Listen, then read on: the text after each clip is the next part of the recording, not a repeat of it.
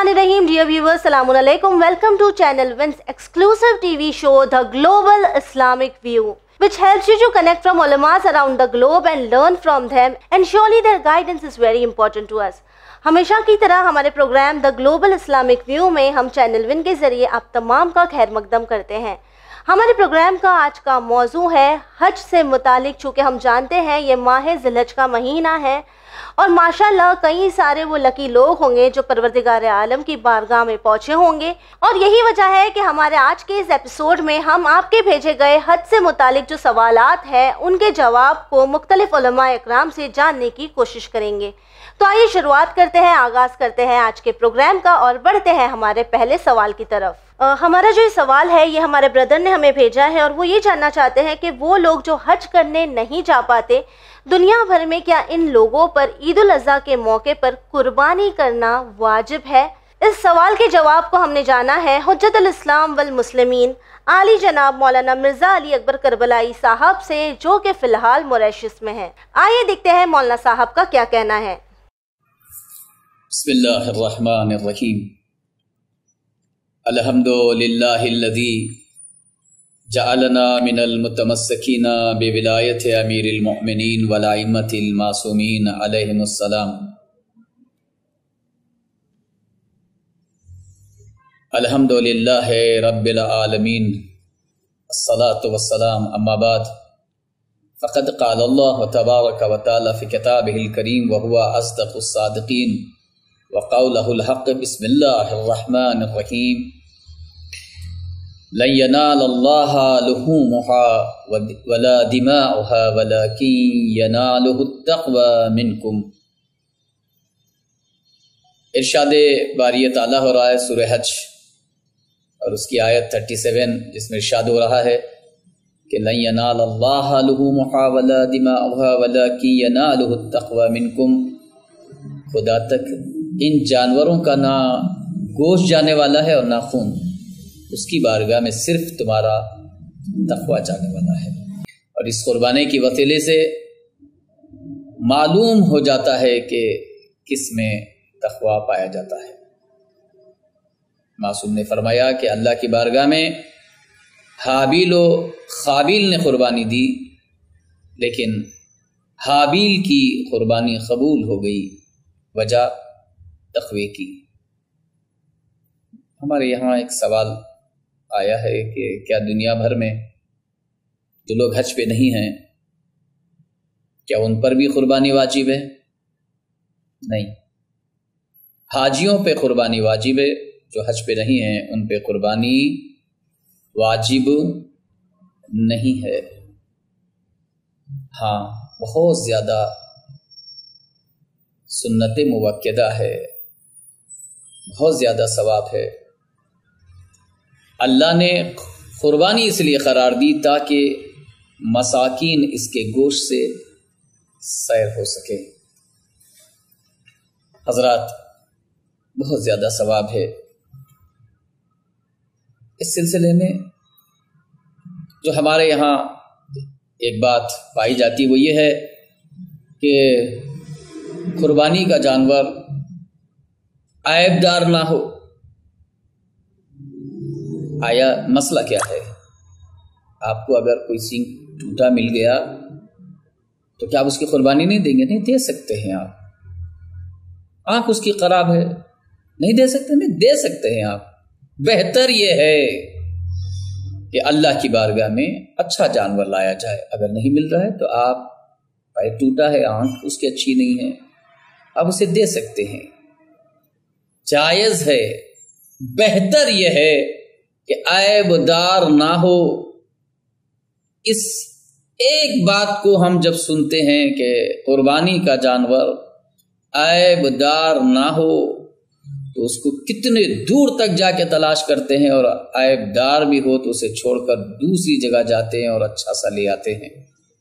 کبھی یہ بھی تو سوچے کہ جب جانور اللہ کی بارگاہ میں عیب دار نہ دیا جائے تو پھر جو خود قربانی اللہ کی بارگاہ میں دے رہا ہے جس کے جانب سے جانور میں عیب نہ ہو، دینے والے میں کوشش یہ کرنا چاہیے کہ انسان اللہ کی بارگاہ، وہ تو ایک مرتبہ حاضر ہوتا ہے، ایک مرتبہ اس کی حاضری آپ نے پیش کی، ہماری تو روزانہ اللہ کی بارگاہ میں حاضری رہتی ہے۔ لہذا اللہ کرے جس طرح سے ہم جانوروں کے لیے کوشش کرتے ہیں کہ عیبدار نہ ہو، کوشش ہمیں بھی جہاد نفس کرتے ہوئے یہ کوشش کرنی چاہیے کہ ہمارے اندر بھی جتنے عیب ہیں، چاہے وہ عیب حسد کے اعتبار سے ہو، غیبت کے اعتبار سے ہو، شراب کے اعتبار سے ہو، چوری کے اعتبار سے ہو، قطع رحمی کے اعتبار سے ہو، یہ سارے عیب کو اسی طریقے سے پاک کر لینا چاہیے کہ جس طریقے سے ہم اپنے ظاہر کو پاک کرتے ہیں۔ اسی لیے مستحب ہے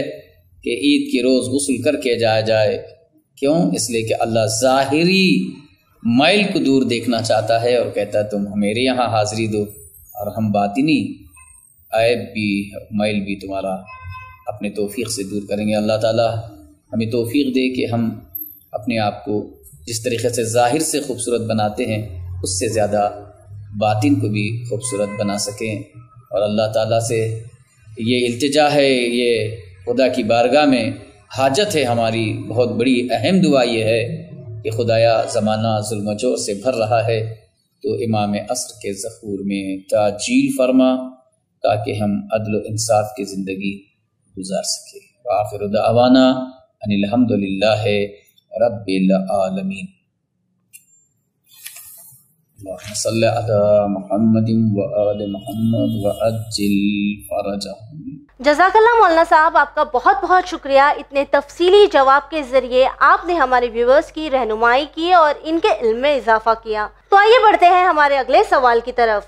It has been observed by many during Hajj that there is much contact between men and women who are literally pressed to each other in the crowded situations right in front of Khana-e-Kaaba.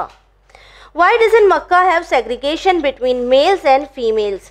تو یہی ہمارے brother یہ جاننا چاہتے ہیں کہ خانہ کعبہ کے سامنے جب مرد اور عورت ایک دوسرے کا جب انہیں دھکا لگتا ہے تو ایسی سچویشن میں تو وہاں کی اتھارٹیز کسی طرح کا سیگریگیشن میلز اور فیمیلز میں کیوں نہیں کرتی؟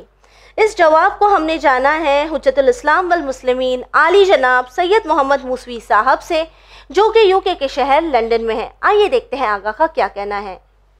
بسم اللہ الرحمن الرحیم۔ حج کے دوران میں سیگریگیشن ممکن نہیں ہے،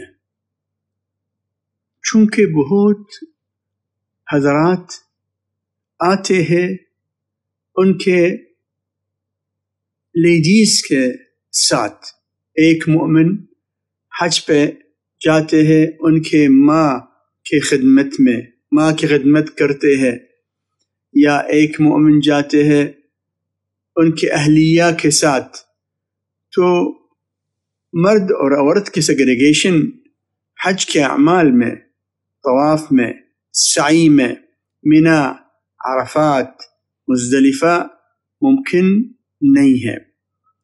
حالانکہ وہ لوگ جو حج کے لیے جاتے ہیں خلوص کے ساتھ، عبادت کے لیے، وہ جاتے ہیں احرام پہن کر، یعنی دنیا سے دور ہو کے جاتے ہیں حج کے ادا کرنے کے لیے۔ تو ہر انسان جو حقیقت میں حج کے لیے جاتا ہے وہ شیطانی خیالات سے دور ہو کے جاتا ہے۔ پھر بھی شیطان تو آ سکتا ہے اس کے لوگوں کے لیے، مگر حج کے دوران میں عملی طور پر سیگریگیشن ممکن نہیں ہے۔ ہمارا فرض ہے کہ ہم دوسرے جندر سے دور ہو جائے، یعنی مرد کوشش کرے حتی الامکان کہ خواتین سے دور رہے، اور خواتین کوشش کرے کہ حتی الامکان مردوں سے دور ہو جائے۔ خدا تبارک و تعالی قبول فرمائے۔ الحمدللہ، اللہم صلی علی محمد و آل محمد۔ آغا نے بہت ہی بہترین طور پر ایکسپلین کیا کہ کس طرح حج کے موقع پر کسی طرح کا سیگریگیشن کرنا ممکن نہیں ہے۔ تو آئیے بڑھتے ہیں ہمارے اگلے سوال کی طرف۔ Is there a narration from Imam Ja'far as-Sadiq alayhi salam saying that if we cannot go for Hajj, we should go for ziyarat of Imam Hussain alayhi salam and that will be recorded as doing Hajj? If so, why is it not the case for ziyarat of Imam Ali alayhi salam or Prophet Muhammad sallallahu alayhi وآلہ وسلم؟ اس سوال کے جواب کو ہم نے جانا ہے سسٹر سیدہ سارہ مہدی رضوی سے، جو کہ گریٹر مینچسٹر میں ہے۔ آئیے دیکھتے ہیں سسٹر کا کیا کہنا ہے۔ السلام علیکم ورحمۃ اللہ وبرکاتہ۔ آج کے سوال کی مناسبت میں یہ کہوں گی کہ امام حسین علیہ السلام جو ہے وہ ایسی شخصیت ہے کہ جن کی تعریف ہر جاندار چیز، ہر ملائکہ، ہر امام، اہل بیت کے گھرانے میں سے ہر شخص تعریف کیا ہے۔ رسول خدا نے بھی، امام علی علیہ السلام نے بھی، ہر امام نے، 12 امام نے، 14 معصومین نے امام حسین علیہ السلام کی تعریف کی۔ امام حسین کی فضیلت کے حوالے سے کوئی نہ کوئی الفاظ بیان کیے ہیں۔ امام حسین کیونکہ وہ شخصیتیں، وہ ہستی ہیں جن کی وجہ سے دین قائم ہے، جن کی وجہ سے دین کی بنیاد زندہ ہے، جن کی وجہ سے ہمیں عبادت، رشتے، خلوص، محبت، دلوں میں جو ہے محبت قائم امام حسین کی وجہ سے۔ امام حسین نے ہمیں سکھایا کہ رشتے کس طرح ہوتے ہیں۔ امام حسین علیہ السلام نے سکھایا کہ محبت قائم کیسے رکھی جاتی ہیں۔ امام حسین نے ہمیں خدا شناسی سکھائی کہ ہمیں خدا کو پہچاننا کس طرح چاہیے، عبادت کس طرح کی جاتی ہے، کہ عزت اور حجاب کو محفوظ کیسے کیا جاتا ہے۔ امام حسین وہ شخصیت ہیں جو کہ ہر مستحب عمل میں کہا گیا کہ زیارت امام حسین علیہ السلام پڑھو۔ کسی امام کی زیارت کا نہیں کہا گیا، لیکن ہر مستحب عمل امام حسین کی زیارت کے بغیر نامکمل ہے۔ ایک مرتبہ ایک شاگرد اپنے استاد کی خدمت میں گئے اور کہنے لگتے ہیں کہ اے استاد، ایسا کیوں ہے کہ جب امام حسین کی زیارت پہ جاتے ہیں تو یا تو ہمیں 70 روزوں کا، 70 حج کا، 70 عمروں کا، یا تو اس طرح ہے کہ ہم ابھی پیدا ہوئے اور کوئی گناہ نہ ہو، ایسا ثواب کیوں ہے امام حسین کی زیارت کا؟ تو پھر آگے سے عالم دین ارشاد فرماتے ہیں کہ امام حسین کے پاس جو تھا، 32 سالہ جوان بھائی، 18 سالہ جوان بیٹا، 6 مہینے کا چھوٹا اصغر، اپنی جو بھی تھا، اپنی کمائی میں جو کچھ تھا وہ سب اللہ کی راہ میں دے دیا، تو اللہ کی خدائی میں جو کچھ ہے وہ حسین اور ان کے عزاداروں کا ہو گیا۔ یہ کوئی چھوٹی قربانی نہیں ہے مومنات، یہ امام حسین کی قربانی وہ ہے جو کہ اب تک رنگ لا رہی ہے، اب تک ہمیں نظر آتی ہے۔ جہاں فاطمہ زہرا کی تربیت کربلا میں تھی، ہمیں سب نظر آتی ہے۔ امام علی کا خون تھا جو جوش مار رہا تھا، ہمیں یہ کربلا میں نظر آتا ہے۔ امام حسین نہ ہوتے تو ہمیں یہ عبادت نہ ملتی، بی بی زینب نہ ہوتی تو ہمیں یہ رشتے، محبت، خلوص، عبادت، ماتمداری، ہمیں فرش ازر کی بیٹھنے میں جو توفیق ملتی ہے وہ بھی ہمیں نصیب نہیں ہوتی۔ تو جانے ان دو ہستیوں کی جو ہے فضیلت، تو یہ ہے امام حسین کی زیارت کا ثواب۔ خلوص سے، نیت سے، اس نیت سے جائیں، جانتے ہوئے جائیں کہ ہم کس کی زیارت کو جا رہے ہیں، آپ حسین ابن علی علیہ السلام کی زیارت کو جا رہے ہیں۔ امام جعفر صادق علیہ السلام ارشاد فرماتے ہیں کہ امام حسین کی زیارت کو اگر تم یہ جانتے ہوئے کرو گے کہ میں حسین ابن علی کی زیارت کو جا رہا ہوں، تو اللہ تمہیں حج کا اور عمرے کا ثواب دے گا، اور نہ تو صرف یہ ثواب لکھے گا بلکہ یہ بھی ثواب لکھے گا کہ اللہ تمہارے سارے گناہ معاف کر دے گا۔ یہ ہے حسین ابن علی کی زیارت۔ اور امام صادق علیہ السلام یہ بھی ارشاد فرماتے ہیں کہ ہر ملائکہ، کوئی بھی ایسا ملائکہ نہیں ہے آسمان پہ جو کہ اللہ سے گڑ گڑا کے یہ اجازت نہیں مانگتا کہ ہمیں حسین کے روضے پہ جانے دیں۔ تو یہ ہے حسین ابن علی کی زیارت کا ثواب، یہ ہے حسین ابن علی کی زیارت کی فضیلت۔ یہ جانیں اور ان کی زیارت کو جائیں، اپنے گناہ معاف فرمائیں، اپنے گناہ دھلوائیں، امام حسین سے توسل کریں، ان سے دعا منگوائیں، ان کے بھائی عباس کا واسطہ دے کر اپنی حاجتیں پوری کروائیں۔ ہمیں اللہ تعالیٰ ہر کسی کو جو یہ ویڈیو دیکھ رہے ہیں، اللہ ہر کسی کو اس سال کے اربعین پہ یا اس سال ضرور امام حسین کے روضے پہ زیارت کرنی توفیق عطا فرمائے۔ جزاک اللہ۔ سسٹر تھینک یو سو مچ، اور ہم دعا کرتے ہیں کہ پروردگار عالم جلد سے جلد ہمیں امام حسین علیہ السلام کی زیارت کا شرف حاصل کرے اور ہم بھی مولا کی زیارت کر سکیں۔ اب آئیے بڑھتے ہیں ہمارے آج کے ایپیسوڈ کے آخری سوال کی طرف۔ ہمارا جو اگلا سوال ہے یہ ہمارے سسٹر نے ہمیں بھیجا ہے، اور وہ یہ جاننا چاہتی ہے کہ اگر کوئی شخص جان بوجھ کے کوئی بڑا گناہ کرے اور پھر وہ یہ سوچے کہ وہ حج پر جا کر اس گناہ کو مٹا سکتا ہے اور پروردگار عالم اسے معاف کر دے گا، تو کیا یہ صحیح ہے؟ جان بوجھ کر گناہ کرنا اور نیت یہ رکھنا کہ حج پر جانے سے گناہ معاف ہو جاتے ہیں، کیا ایسی صورت میں اللہ انہیں معاف کر دے گا؟ اس سوال کے جواب کو ہم نے جانا ہے بردر ڈاکٹر ناصر زیدی صاحب سے، جو کہ کینیڈا کے وینکوور میں ہیں۔ آئیے دیکھتے ہیں بردر کا کیا کہنا ہے۔ औज़ु बिल्लाहि मिनश शैतानिर रजीम, बिस्मिल्लाहिर रहमानिर रहीम। मुअज़्ज़िज़ नाज़रीन, अस्सलाम वालेकुम। एक क्वेश्चन है कि जिसको मैं यहाँ पर जो है आपके सामने ज़ेर बहस लाना चाहता हूँ, और क्वेश्चन जो है वो ये है कि अगर कोई शख्स जानबूझकर गुनाह कबीरा अंजाम देता है तो इसके बाद वो हज पर जाने का फैसला करता है ये सोचकर कि ताकि उसके गुज़श्ता गुनाह जो हैं वो माफ़ हो जाएं, बख्शे जाएं, तो क्या वो जो है अल्लाह ताला उसका गुनाह जो है माफ़ कर देगा या उसके गुनाह कबीरा जो है वो माफ़ कर देगा? ये बेसिकली क्वेश्चन है। तो यहाँ पर भी इस सवाल का जवाब देने के लिए हमें बेसिकली अंडरस्टैंड करना पड़ेगा कि अल्लाह ताला का जो निज़ाम मग़फ़िरत है, पहले हमें उसको समझना पड़ेगा। ये जो अल्लाह ताला हमें कहता है कि हम तौबा करें और मैं तौबा करने वालों को पसंद करता हूँ, मैं बहुत ज़्यादा माफ़ करने वाला हूँ, मैं हर एक के गुनाहों को माफ़ कर सकता हूँ, तो इसका बुनियादी तौर पर मतलब क्या है? यानी आप इसको हज से अलग रख के देखें। फर्ज करें आप हज पर नहीं भी जाते लेकिन आपने खुदा न खास्ता कोई गुनाह किया है, तो अगर आप उसकी तौबा की शराइत ही आप पूरी नहीं करते, अल्लाह ताला से मग़फ़िरत तलब कैसे करनी है अगर आपको उन कंडीशंस का नहीं पता, उन रिक्वायरमेंट्स का नहीं पता, तो फिर आप ये तवक्को नहीं कर सकते कि अल्लाह ताला जो है वो आपके गुनाहों को माफ़ कर देगा।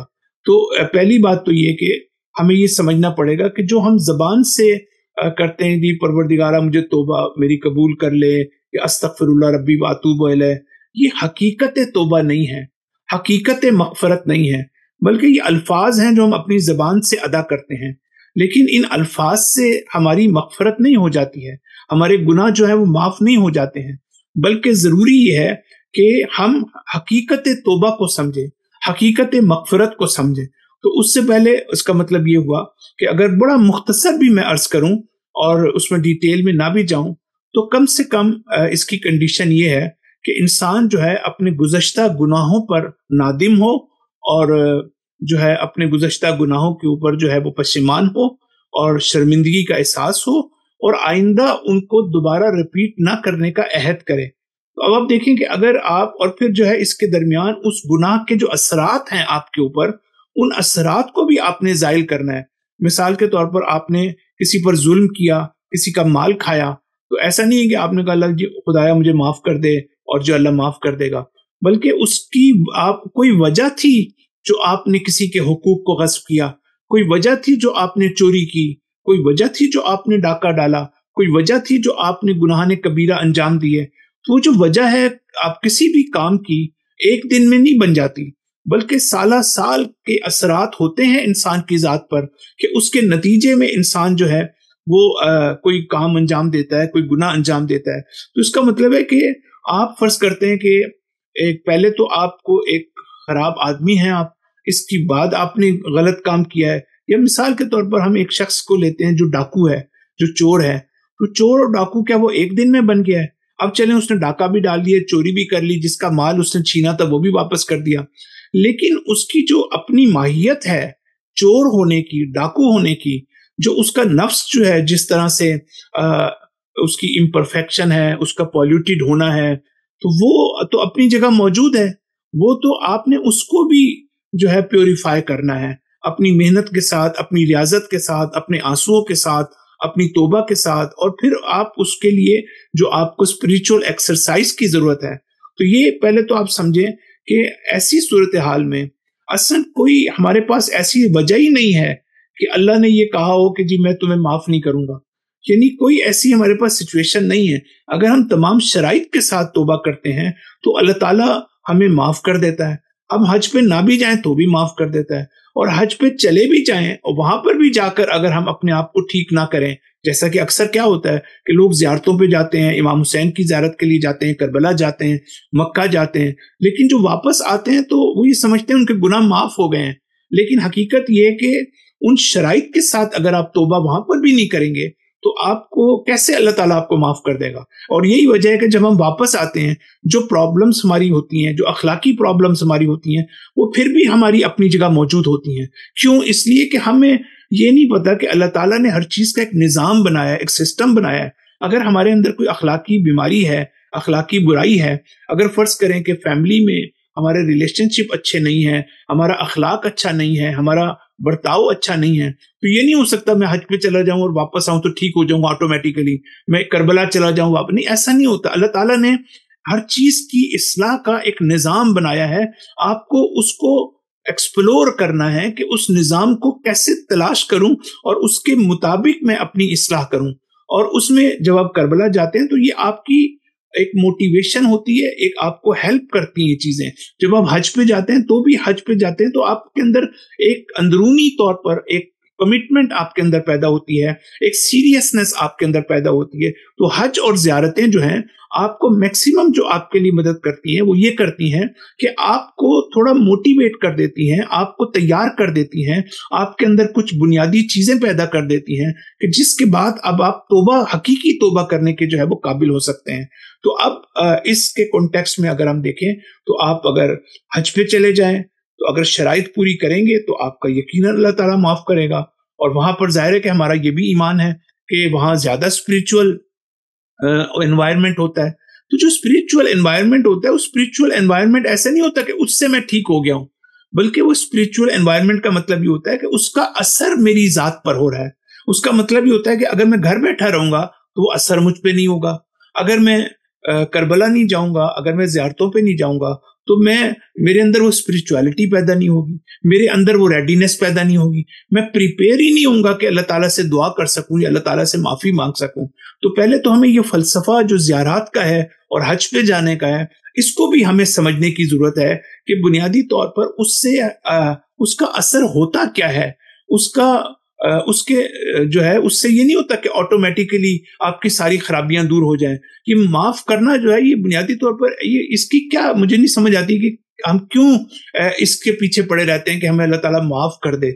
हमने ये भी तो देखना है कि हमने माफ करने का ताल्लुक बराह रास्त हमारी प्योरिफिकेशन से है, हमारी इस्लाह से है, हमारी तरबियत से है, हमारी एजुकेशन से है। इस दुनिया में हमने एक अच्छे और नेक इंसान, एक पाकबाज इंसान के तौर पर हम कैसे जिंदगी गुजार सकते हैं जिसमें ना हम किसी को धोखा दें, ना किसी को फरेब कर दें, ना किसी की मुश्किलात उसके लिए खड़ी करें, बल्कि उसके लिए खैर का बाइस बने, ना कि उसके लिए शर का बाइस बने।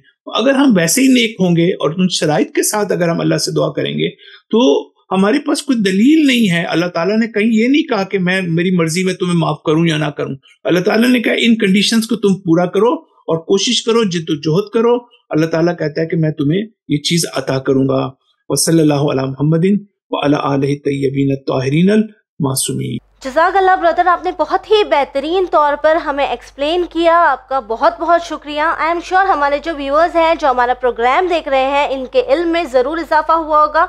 और साथ ही आखिर में बस हम आपसे यही कहना चाहेंगे कि गुनाह की नीयत से गुनाह करना जानकर ये तो अपने आप में ही बहुत बुरी बात है ना।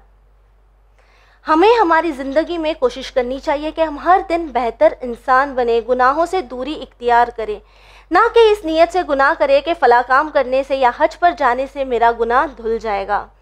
इंशाल्लाह आपसे फिर से मुलाकात होगी हमारे अगले एपिसोड में। लेकिन आपके जो भी सवालात हैं, जो भी क्वेश्चंस हैं इस्लामिक हिस्ट्री से जुड़े हुए, फ़िक़्ह से जुड़े हुए, या फिर कोई भी मसाइल है, तो आप इन सवालों को हम तक भेज सकते हैं। हमारी कॉन्टैक्ट डिटेल्स आपकी टीवी स्क्रीन पर मौजूद है। इसी के साथ the team global Islamic view को दीजिए इजाज़त, पर बने रहिए चैनल विन के साथ। पैगाम इंसानियत। शुक्रिया।